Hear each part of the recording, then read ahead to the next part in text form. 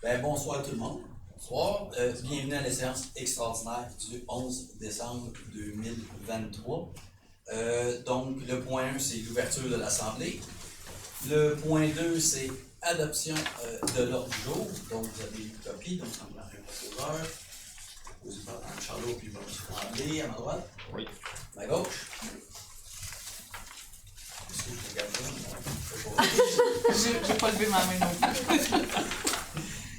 Le point 3, c'est adoption du budget pour l'exercice financier de l'année 2024. Peut-être seulement préciser que c'est important. Le fait d'adopter un budget municipal en séance extraordinaire, c'est la loi. On ne peut adopter un budget et le plan triennal d'immobilisation en séance ordinaire. La loi nous oblige à faire une séance extraordinaire. Donc, c'est comme ça qu'on est ici. Donc, on débute pour l'adoption du budget 2024. Donc, petite déclaration que moi j'avais à faire. Les décisions budgétaires 2024 sont le fruit d'un travail responsable ayant pour objectif de maintenir constamment la qualité des services, de répartir équitablement le fardeau fiscal des citoyens et de poursuivre notre lancée vers la modernisation et l'optimisation de nos infrastructures. Je tiens à préciser, puis ça je pense que c'est super important, vous savez, souvent on entend IPC, taux d'inflation, 5,9, 6, on entend toujours ces pourcentages. Mais je tiens à préciser que pour moi, c'est totalement faux. On le vit personnellement dans nos propres vies. Tout a augmenté beaucoup plus que 6%. Je pense qu'à toutes les fois qu'on fait quelque chose, on s'en aperçoit. Juste certains exemples.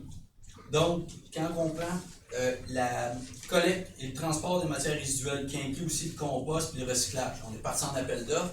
On comprendrait que ce n'est pas une décision du conseil de ville. On part en appel d'offres, on se va faire des prix.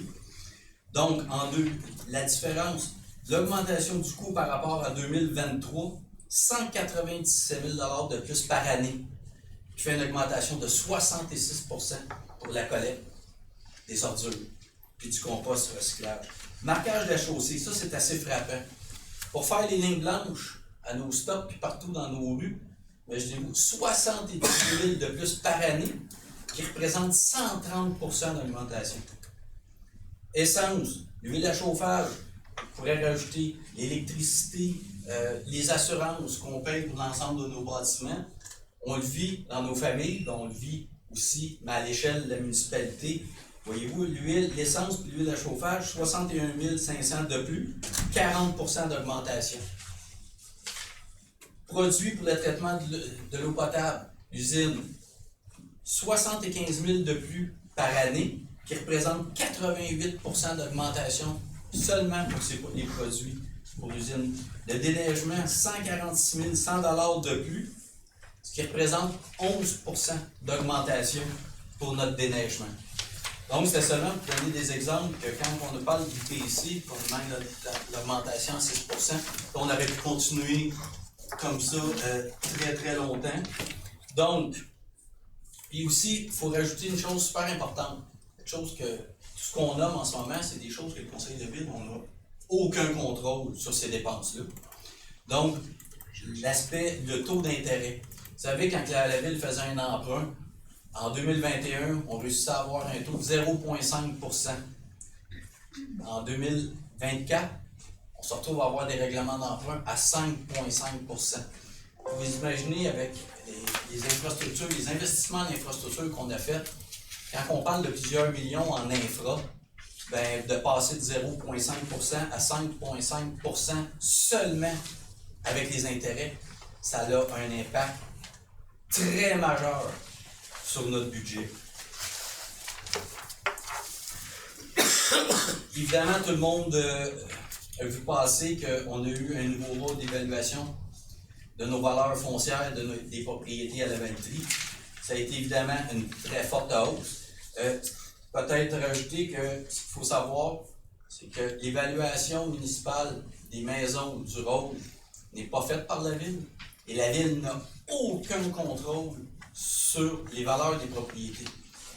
C'est fait par des firmes indépendantes qui vont avec des choses mathématiques. Ce qu'ils regardaient, c'est la valeur des propriétés au début juillet 2022. Donc, comment les maisons se vendaient juillet 2022, ben, c'est des chiffres qui prennent, puis c'est ce qui donne le nouveau rôle d'évaluation qui va rentrer en fonction début 2024. Donc, la maison unifamiliale moyenne à la Valtrie. Puis là, on va le répéter souvent pendant le budget, c'est des moyennes. On ne fait pas du cas par cas. Puis imaginons de 6500 à 6400 propriétés. Donc, on y va avec des moyennes. La maison moyenne à la Valtrie, c'était 252 500 en 2023.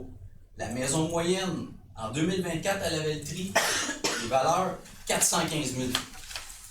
Donc, évidemment, c'est une hausse moyenne des maisons unifamiliales à la Valtrie de 64 %. Évidemment, il y a plusieurs types. Il y a des moyennes des valeurs parce qu'on a plusieurs catégories d'immeubles. Donc, comme je disais, l'unifamilial, 64 % en moyenne. Les 6 logements inclus, on est à 38,1 %. L'industriel, une augmentation de 41,9 %. Le non-résidentiel commercial, on est à 25,3 %. L'agricole, 17,5 %. Les terrains vagues desservis, 59,2 % d'augmentation. Évidemment, je le répète, c'est des moyennes pour l'ensemble de notre territoire. Donc, les faits saillants du budget 2024. 2024, on a un budget de 26 545 680.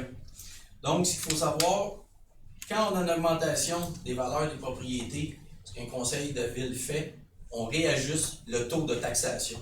Donc, le taux de taxation qui se situe à 0,7766 du 100 $ d'évaluation, dans le prochain budget, passe à 0,5044 du 100 $ d'évaluation. C'est l'ajustement de notre taux à la baisse dû à la forte augmentation. Donc, on diminue notre taux de 35,05. Notre taux de taxation, puis ça, il faut bien préciser, c'est la taxe foncière. Autrement dit, ce qui est important, c'est pas parce que la moyenne augmente de 64 % que les gens vont avoir des augmentations de taxes de 64 % en moyenne. La corrélation, c'est le fait de descendre notre taux de taxation pour l'ajuster en conséquence. Madame Villeneuve qui va faire une partie de la présentation. Madame Villeneuve qui est la responsable du comité des finances à la Valtrie. Madame Villeneuve. Oui, allez-y. Bonsoir. Fait que moi, j'ai l'honneur et la chance de vous présenter le tableau plein de chiffres. Je vais essayer de faire ça simple. En fait, là, la première chose que je veux vous dire, c'est que la loi sur les cités et villes nous oblige à plusieurs choses, mais entre autres, quand il est question du budget, à 2 choses que je pense importantes de nommer maintenant. Premièrement, on doit présenter un budget équilibré. C'est-à-dire qu'il faut arriver en bas des colonnes de revenus et de dépenses à 0. Fait qu'il faut arriver aux mêmes sommes dans les 2 sections de revenus et dépenses. La deuxième chose que je veux vous dire, c'est que la façon dont les chiffres sont présentés avec les catégories qui sont présentées, c'est normé là, au niveau comptable par la loi. Fait que les termes qui sont là, c'est les termes légaux qu'on est obligé de vous présenter. Je vais aller sur ce tableau-là moins en détail, disons, là, parce que je vais revenir sur la section des revenus, puis je vais revenir sur la section des dépenses dans les minutes qui suivent. Ce que je pense qu'il est important de dire maintenant, c'est que quand on regarde le budget 2023 au niveau des revenus, on parlait en 2023 de 24 64 434 $ et on parle en 2024 en termes de revenus d'un besoin de 26 545 680 $.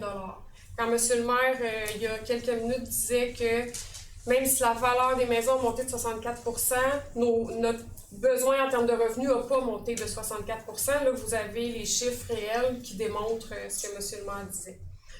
Quand on parle des dépenses de fonctionnement, en 2023, on était à 24 845 462 $.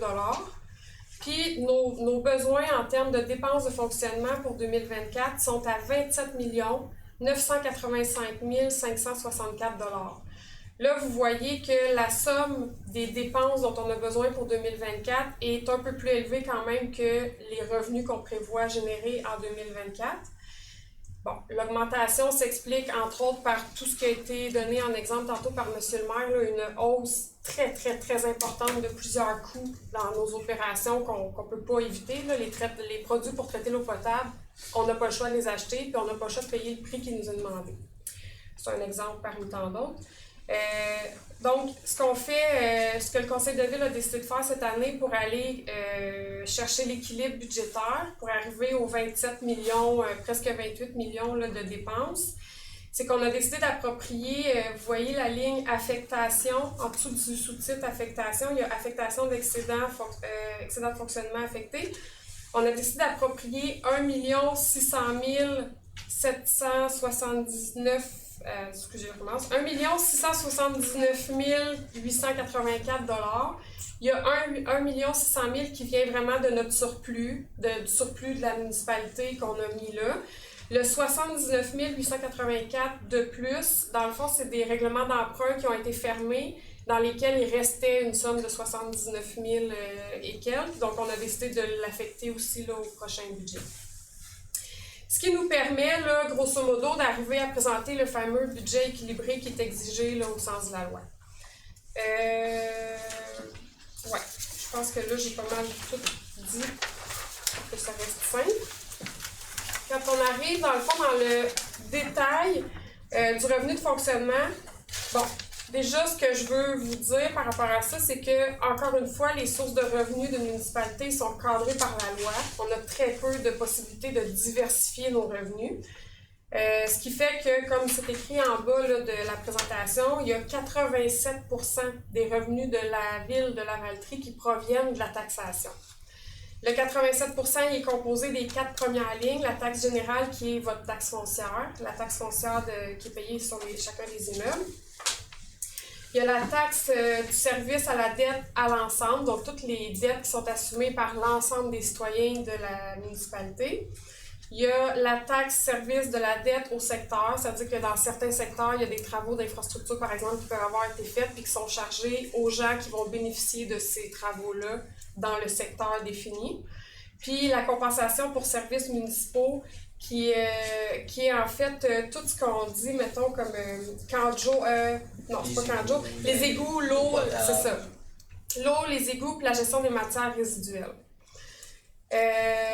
Qui représente dans le fond le 87% là, des revenus que la ville peut aller chercher. Après ça, on a les paiements tenant lieu de taxes. Ça, en fait, c'est les taxes qui sont payées par le gouvernement pour les écoles, le bureau de poste, les immeubles, dans le fond, qui sont gouvernementaux sur notre territoire. Services rendus, là, on est dans les services rendus comme le camp de jour pour les enfants, les permis, les trucs pour les animaux, tout ça. Imposition de droits, amendes et pénalités, ça le dit. Puis après, ben, on a un 5% là, qui est composé au niveau des transferts et des subventions qu'on est capable d'aller chercher dans différents programmes au cours de l'année. Ça, c'est pour les revenus de fonctionnement.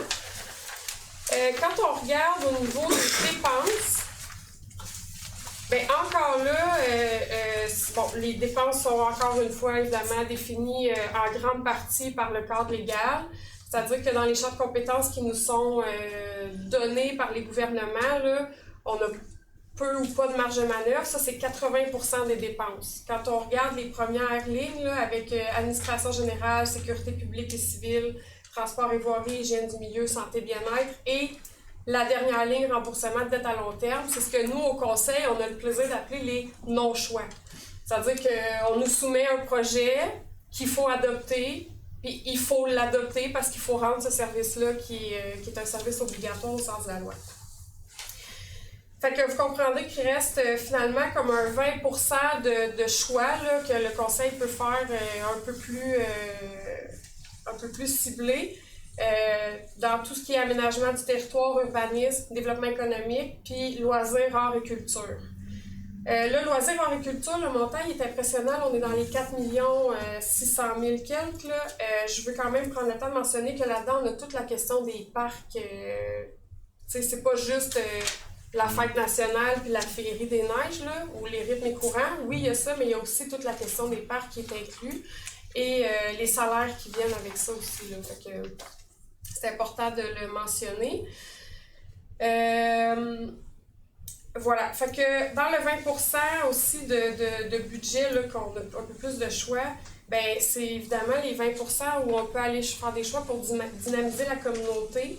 Ces choix-là sont en règle générale liés à la planification stratégique qui est sur le site web de la municipalité, puis qui a été réfléchi entre autres avec les citoyens il y a quelques années déjà. Puis ça permet dans le fond de donner aux citoyens un accès là, aux installations, aux activités de qualité. Ce dans quoi, pour 2024, le Conseil était pas prêt à couper là, dans le contexte actuel. On pensait que c'était intéressant de continuer d'offrir des services de cette qualité-là à nos citoyens. Alors voilà pour les dépenses de fonctionnement. Ça, c'est important aussi d'être mentionné pour ce que je vais vous présenter après. On va arriver au taux de taxation là, tout de suite après.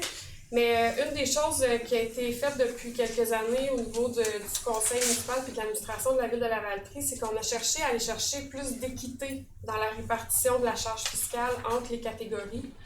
C'est-à-dire qu'en 2021, on avait 82% des revenus qui venaient du résidentiel, la maison unifamiliale, donc les familles, les familles ou les individus, là, mais... Puis on est arrivé pour 2024, faites le calcul rapide, là, on descend de 18% cette charge-là pour arriver à 74% de la charge par les résidences unifamiliales. Le reste est maintenant absorbé, dans le fond, dans une plus grande proportion par tout ce qui est industriel, commercial, entre autres. Puis, tu sais, quand on pense à l'urbanisation ou à des projets comme les secteurs commerciaux, les parcs industriels, tout ça, bien, c'est ce genre de projet-là dans lesquels on investit, on cherche à développer la municipalité à ce niveau-là. Ça permet d'aller chercher plus d'entreprises, plus de commerce, plus d'industrie, puis de continuer, dans le fond, cet effort-là de répartir la charge fiscale. Voilà. Alors, là, on rentre dans le vif du sujet, ce qui vous intéresse probablement particulièrement. Au niveau des taxes, des taux de taxes foncières, je veux juste rappeler, c'est important que les taux sont chargés sur chaque tranche de 100 $ et non pas sur le dollar de la valeur de votre immeuble. Donc, quand on regarde le taux de base, qui est la première ligne du tableau, le taux de base, c'est le taux des immeubles résidentiels qu'on applique aussi au milieu agricole. On est passé de 0,7766 sous en 2023 à 50 sous, 50,44 là, en 2024. C'est une baisse, comme l'a dit M. le maire tout à l'heure, de 35,05%. Dans les autres catégories, là, je ne vous ferai pas le détail des chiffres de chacune des catégories, mais je vais attirer votre attention sur le fait que la presque totalité des catégories connaissent une diminution du taux. La catégorie où il y a une petite augmentation, c'est dans le non-résidentiel commercial à partir de 1,5 million et plus. Donc, le 1,5 million et moins va connaître une baisse de son taux, puis après ça, le 1,5 million supplémentaire va être avec une légère hausse. On a retravaillé, dans le fond, ces catégories-là, ça, je vais le dire rapidement, mais au niveau des immeubles non résidentiels commerciaux et des immeubles industriels, on avait, dans le fond, avant c'était 500 000 et plus, 500 000 et moins. On a rehaussé, dans le fond, le seuil de chacune des catégories pour la simple raison qu'avec le nouveau rôle, ces immeubles-là ont monté, puis le 500 000 était plus significatif. Il y avait pratiquement plus de commerçants ou d'industriels qui valaient moins que 500 000, fait qu'on a rehaussé notre seuil à 1,5 million. La dernière chose que je veux vous dire par rapport à ça, c'est qu'au niveau de la dernière ligne où on voit autres taxes foncières générales, services de la dette, toute catégorie d'immeubles imposables, on a une baisse du taux là, de 0,1057 sous du 100 $ en 2023 à 0,0889 sous en 2024, c'est une baisse de 15,9%. Ce taux-là s'applique à l'ensemble des immeubles, c'est le même taux pour toutes les catégories qu'on voit plus haut. Fait que là, je pense que j'ai fait le tour. Ouais, j'ai fait le tour de celui-là. C'était d'un chiffre. Donc, là, l'impact de la taxe foncière générale, c'est pas les taxes de service, c'est la taxe foncière générale pour une résidence unifamiliale moyenne. Et c'est pour ça important, je sais que je vais le répéter souvent, parce qu'on parle de moyenne. Donc, en 2023, comme on disait tantôt, une résidence unifamiliale, c'est 252 500 de moyenne. En 2024, la moyenne est devenue 415 000 pour une résidence unifamiliale. Donc, en 2023, la taxe foncière pour une propriété là, qui valait 252 500, 1961. En ce moment, la moyenne, puis je le répète, quand je donne ces chiffres-là, c'est toutes des moyennes. La maison moyenne aujourd'hui, 415 000 en 2024, ce qui donne 2093. Donc, ce qui fait un écart entre la valeur moyenne d'aujourd'hui, de l'année passée, de 2023, et la valeur moyenne en 2024, ça donne un écart moyen de 132 $ pour une résidence. Donc, c'est une hausse moyenne approximativement de 6,7 % de la taxe foncière pour une résidence unifamiliale. Évidemment, toujours une moyenne. Oui, parce que qu'on les reçoit après ça, une moyenne, ça reste une moyenne. Hein? Donc, pour ce qui s'agit des tarifs des services résidentiels, donc évidemment, il faut comprendre que c'est pas tout le monde qui a tous ces services-là, c'est pas tout le monde qui a l'aqueduc, c'est pas tout le monde qui a les égouts ou des fosses septiques.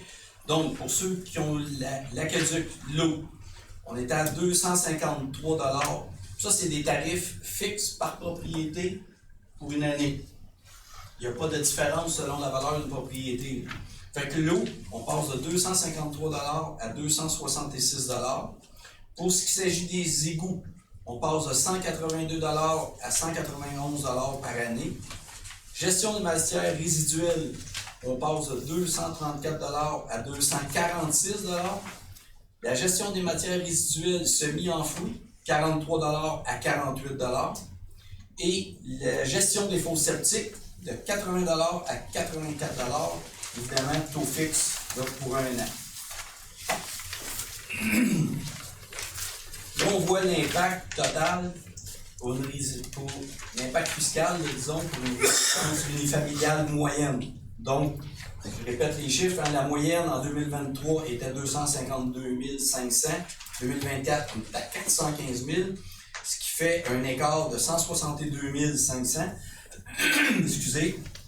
Donc, taxe foncière générale, comme je disais tantôt, c'est un écart, une différence de 132 $. Pour ce qui s'agit des services, pour le service de la dette, c'est une différence de 102 $. Pour les services, l'eau et les coûts, 22 $. Et la gestion des matières résiduelles, une différence de 12 $. Donc, ce qui fait un total de 268 $. Mais encore, on le répète, c'est une moyenne. La résidence moyenne à la Valtrie est rendue d'une valeur de 415 000. Donc, c'est une moyenne de 268 $ par année. Là-dessus, il y a la taxe foncière et les taxes de service.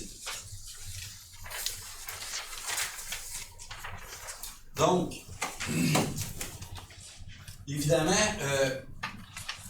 on sait parfaitement que c'est plus difficile pour beaucoup de gens en 2024. Donc, ce qu'on va faire, en 2023, on était à 4 versements pour payer les taxes. Donc, le conseil de ville a pris la décision de mettre 5 paiements. Donc, d'étaler, de réduire une partie pour essayer d'aider un petit peu les familles à avoir des paiements un petit peu plus bas. Donc, on va passer à 5 versements pour le compte de taxes de 2024. Et ça fait le tour de l'adoption du budget pour l'exercice financier de 2024. Donc, ça me prend quelqu'un qui propose. Ça va être moi. Proposé par Mme Villeneuve. C'est une bonne idée. Appuyé par. Ben, c'est ça, je suis en train de regarder si. On va c'est les mêmes montants qu'on a donnés. Oui. C'est les mêmes montants qu'on a donnés. Donc, proposé par Mme Villeneuve, appuyé par M. Moreau. À ma droite? Oui. À ma gauche? Oui. Merci beaucoup. Monsieur le maire, On passe au point 4. on peut-tu prendre 5 secondes pour remercier les gens qui ont travaillé là-dessus? Oui. À la fin, nous va le faire. Parce que ils sont présents dans la salle. Ils ont travaillé fort. Donc, le point 4, c'est l'adoption du plan triennal d'immobilisation. Donc, évidemment, encore là, c'est de par la loi. Comme je disais tantôt, on fait un extraordinaire. On a deux choses qu'on se doit d'adopter dans un extraordinaire. C'est le budget et c'est le programme, plutôt le plan, mais c'est le programme triennal des immobilisations. Donc, principal projet du programme triennal des immobilisations. Là, il faut bien savoir, on parle de 2024 à 2026. Donc, c'est un plan sur 3 ans. Mais à tous les ans, ce programme-là est revu. Parce qu'évidemment, les choses changent plutôt rapidement. On le revoit à tous les ans. Donc, pour 2024 à 2026, aménagement d'un parc sur la montée Guimousseau, poursuite de la mise aux normes de l'église. Évidemment, on le dit, poursuite, c'est déjà entamé. Aménagement d'un parc de planches à roulettes. Remplacement de la Seine au parc Gérard-Lavallée. Agrandissement du chalet de la Seigneurie. Ça, agrandissement du chalet de la Seigneurie pour les gens, c'est celui qui est sur le bord du fleuve. Évidemment, c'est pour agrandir le chalet pour avoir une salle communautaire. Construction d'un aréna. Politique de développement social. Urbanisation de la montée Guimousseau. Évidemment, l'urbanisation de la montée Guimousseau avec toute la densification qu'il y a dans ce secteur-là, les écoles qu'il y a dans ce secteur-là. Donc, en termes d'urbanisation, c'est vraiment d'aller construire des trottoirs parce que c'est des fossés en ce moment pour permettre la libre circulation des enfants dans ce secteur-là. C'est-à-dire, aménagement d'un écocentre. L'écocentre, évidemment, l'aménagement, on a changé la façon de faire la collecte des ordures à cette heure, c'est mécanisé. Il va y avoir du ramassage encombrant, mais évidemment, il faut pouvoir offrir une alternative aux gens de pouvoir aller porter leurs encombrants. C'est pour ça que ça prendrait un écocentre au garage municipal. L'ajout d'éclairage public, évidemment, dans certaines rues, puis dans les projets domiciliaires. Réhabilitation de conduites sanitaires sur différents tronçons et réfections de rues. Poursuite de la réfection du pavage sur les rangs et différentes rues. Travaux de mise aux normes des équipements d'assainissement des eaux usées. Bouclage du réseau d'aqueduc.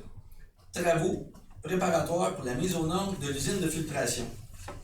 Comme vous voyez dans ça, il y a beaucoup d'infrastructures. Mais quand on veut être un conseil de ville responsable, il faut en prendre soin de nos infrastructures.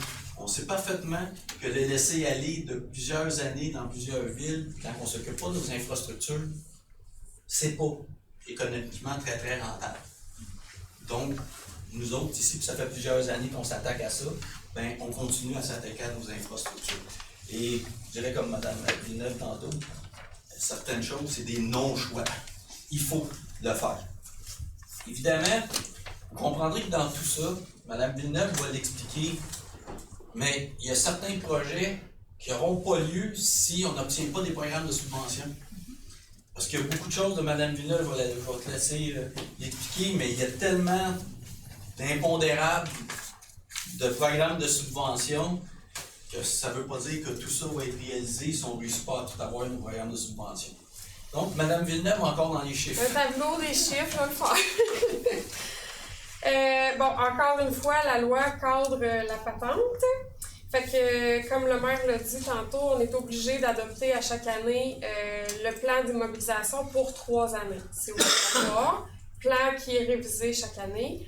Je veux quand même mettre l'emphase sur le fait que c'est un plan, c'est une planification dont la réalisation des projets est conditionnelle à certaines choses. Les deux plus importantes au sens du conseil puis au sens de la loi, je dirais, c'est que les coûts qui vont être estimés pour ces projets-là soient raisonnables puis que la municipalité soit capable de les assumer. Donc, quand on part sur un projet puis qu'on va en appel d'offres puis qu'on reçoit des propositions qui ont des coûts bien au-delà de ce qu'on avait imaginé, on peut refuser d'aller de l'avant avec ce projet-là. On peut le reporter, on peut l'étaler. Bon, il y a toutes sortes de décisions qui peuvent être prises. La deuxième condition, dans la grande majorité des projets, c'est l'obtention justement de subventions. vous allez voir que, vous avez vu, en fait, déjà, on a nommé les projets là, qui ont été choisis. Le conseil a travaillé fort à aller prioriser puis trier sur le volet les projets qu'on voulait vraiment maintenir pour les 3 prochaines années. Question de concentrer l'énergie des équipes à développer ces projets-là.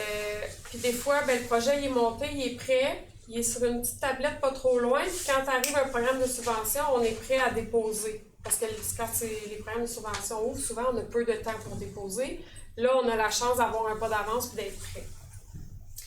Grosso modo, ce que ça veut dire, là, c'est...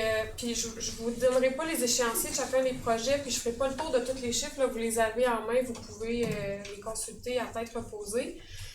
Mais disons, pour 2024, là, les gros projets qui sont dans cette année-là, c'est évidemment l'église qui est déjà un projet engagé, là, qu'il faut juste terminer. L'urbanisation de la montée Guy Mousseau, là où les enfants marchent pour aller à l'école, puis qu'on voit que c'est plus ou moins sécuritaire. Si on est capable d'aller chercher des montants et de faire avancer ce projet-là en 2024, c'est un des souhaits du conseil. En termes d'infrastructure, il y a aussi l'usine d'épuration des eaux, là, qu'il y a des travaux à faire là, pour être up-to-date, comme on dit. Pour 2025, il y a le chalet de la Seigneurie là, qu'on souhaite agrandir. C'est sûr qu'en 2024, ce projet-là va être entamé au sens où on va aller faire des études, on va demander commencer les plans de vie, tout ça. Le souhait du conseil, c'est qu'en 2025, on soit capable de commencer la construction. C'est vraiment ce qu'on aimerait. Est-ce qu'on va y arriver? Est-ce qu'on va être capable d'aller chercher les subventions dans les temps impartis? C'est ce qu'on souhaiterait qu'il se réalise. Après ça, il y a le skatepark qui nous a été demandé par des jeunes qui ont présenté des projets, là, qui ont travaillé eux-mêmes. Il y a le parc de la montée Guy Mousseau qui va faire partie aussi des choses sur lesquelles on souhaite faire travailler les équipes. Les gainages qu'il faut faire, les mises à niveau au niveau dans les étangs aérés qui sont des non-choix rendus là. Fait que ça, c'est pour 2025. 2026, là, c'est vraiment, quand on voit terrain-bâtiment, en 2026, c'est vraiment le projet d'Arena qui est un très gros morceau, 22 millions, presque 23 millions. Et comme vous voyez, la colonne juste à côté, 15 760 000 de subventions qu'on va aller chercher pour l'Arena. Ça veut dire que le 30 % qui reste à côté, c'est la proportion que la ville aurait à assumer pour ce projet-là. Évidemment, quand on va aller en appel d'offres, si l'Arena sort à 50 millions, on va se re-questionner. Et ce qu'on a vraiment essayé de faire ici, c'est d'aller prioriser les projets qu'on pense, soit des projets qu'il fallait mettre de l'avant pour garder nos infrastructures en santé, puis des projets qu'on pense qui sont vraiment porteurs pour la communauté. L'Arena, c'est le meilleur exemple. Ça doit faire 50 ans que la population de la Valtrie espère avoir son Arena. On pense qu'on a une opportunité, fait qu'on le laisse. Fait qu'en gros, là, si on va juste dans le grand total, en investissement, ça représente pour 3 ans 52 millions. C'est un gros chiffre, c'est impressionnant. Mais je le répète, les subventions sont vraiment importantes pour qu'on puisse aller de l'avant dans ces projets-là. On pense qu'on peut aller chercher 24 500 000, un peu plus, là, de subventions, ce qui représente 47 % de subventions pour l'ensemble des projets sur 3 ans. Fait que la ville assumerait 53 %. Le pourcentage que vous voyez, c'est ce que la ville assumerait, là. Pour un total de 27 731 997 $. Ça fait le tour, ça? Oui, c'est bien expliqué, ça fait le tour. Donc, évidemment, pour dire aux gens à la maison, pour tout le monde, que ce document explicatif va être disponible là, sur notre site internet de la ville de la Valtrie. Je vais quand même proposer le plan présent. Oui. Fait que ça va tout être disponible sur notre site internet. Donc, proposé par Mme Villeneuve, appuyé par M. Moreau, à ma droite, Oui. À ma gauche. Oui. Merci beaucoup. Et on peut effectivement aller dans les remerciements. Oui, en fait, c'était juste pour préciser qu'il y avait des gros défis dans l'élaboration du budget pour 2024, là, pour toutes les raisons qu'on a déjà mentionnées. Puis les équipes, les gens au niveau de l'administration, de la municipalité ont travaillé très, très, très fort, puis ont retravaillé des chiffres à la demande du conseil, fait que on voulait quand même souligner. Là, que merci beaucoup. On reconnaît